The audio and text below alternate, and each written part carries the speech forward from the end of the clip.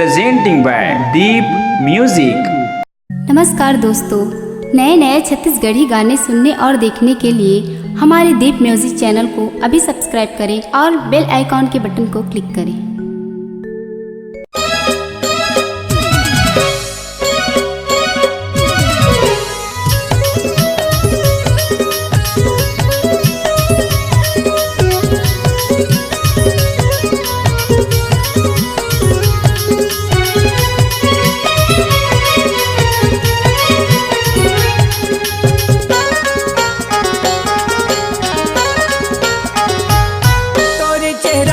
नाले कम नहीं है संगी साथी घलो मन मोर झम कहे थे तोरी चेहरा करी नाले कम नहीं है संगी साथी घलो मन मोर झम कहे थे। एक बात सुन ले तहा गोरी किसन से ने घलो हाँ वो कम नहीं। एक बात सुन ले तहा रानी किसन से ने घलो हाँ वो कम नहीं। तोरी चेहरा करी नाले कम नहीं संगी साथी घलो मन मोर झम कही थे। एक बात सुन ले तहा गोरी किसन से ने घलो हाँ वो कम नहीं। एक बात सुन ले तहा गोरी किसन से ने घलो हाँ वो कम नहीं।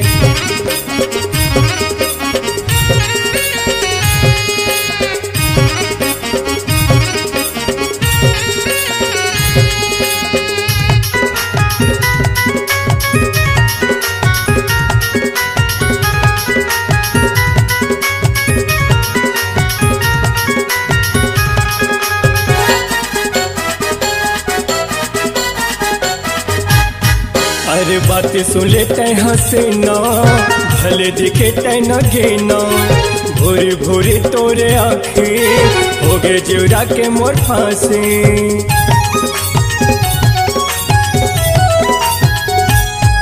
अरे बात सुन ले तय हसीना भले दिखे तय न गेना भूरी भूरी तोरे आँखें हो गए जीवरा के मोर फांसी। तोरे घमन लगोरी तय कम कर दे किसन से ने तोला वो पसंद करते। तोरे घमन लगोरी तय कम कर दे किसन से ने तोला वो पसंद करते। एक बात सुन ले तय गोरी राका वाले घलो हाँ वो कम नहीं। एक बात सुन ले तय गोरी किसन से ने घलो हाँ वो कम नहीं।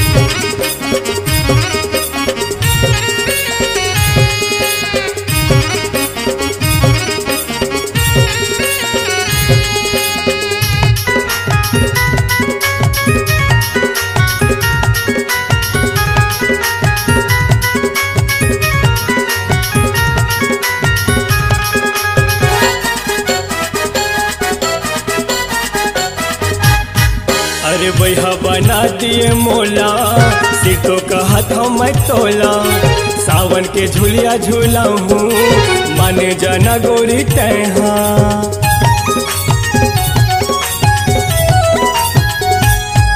अरे भैया बना दिए मोला सीटों का हाथों मैं तोला सावन के झुलिया झूला हूँ माने जाना गोरी तैहा।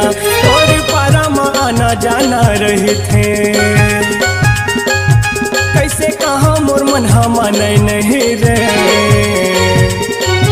तोर पारा में आना जाना रही थे कैसे कहो जीरा मोर माने नहीं रे। एक बात सुन ले तहा गोरी किसन से ने घलो हाँ वो कम नहीं। एक बात सुन ले तहा गोरी किसन से ने घलो हाँ वो कम नहीं है। तोरे चेहरा करी नाले कम नहीं है संगी साथी घलो मन मोर झम कहे थे।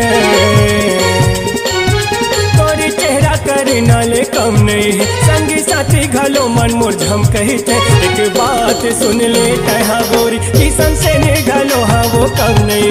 एक बात सुन ले तहा गोरी किसन से ने घलो हाँ वो कम नहीं। एक बात सुन ले तहा रानी सिमगा वाले घलो हाँ वो कम नहीं। किसन से ने घलो हाँ वो कम नहीं। राका वाले घलो हाँ वो कम नहीं। किसन से ने घलो हाँ वो कम नहीं। राका वाले घलो हाँ वो कम नहीं है।